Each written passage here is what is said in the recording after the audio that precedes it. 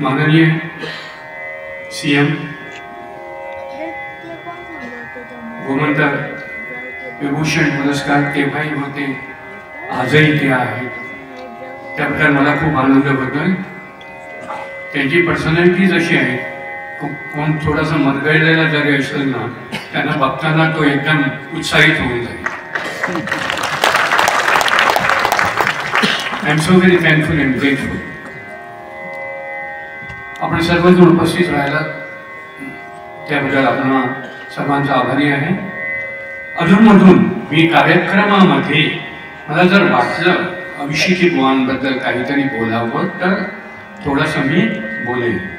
मला नेहमी असं वाटतं, पंडित जितेंद्र विषयी म्हटल्यावर त्यांच्या शिष्याला कमीत कमी पंडित अजित कडकडे म्हणू नये.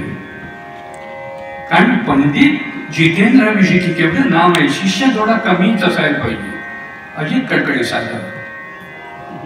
मला ते खूप फील होतं जेव्हा पंडित जितेंद्र विषयी म्हटल्यावर पंडित अजित कडकडे नाव येतं. तो मी प्रत्येक वेळी सगळ्यांना सांगतो, पंडित अजित कडकडे नको, अजित कडकडे फक्त सांगा. आपण सुरू करूया कार्यक्रम.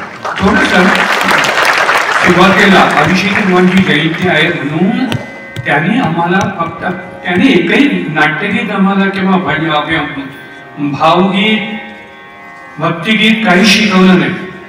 त्यांनी फक्त शास्त्रीय संगीत शिकवलं. हे आम्ही त्यांच्या मागे कार्यक्रमात बसताना त्यांना ऐकून शिकलो. पण समोरासमोर त्यांनी एकदाही काही म्हणजे असं शिकवलं नाही आम्हाला.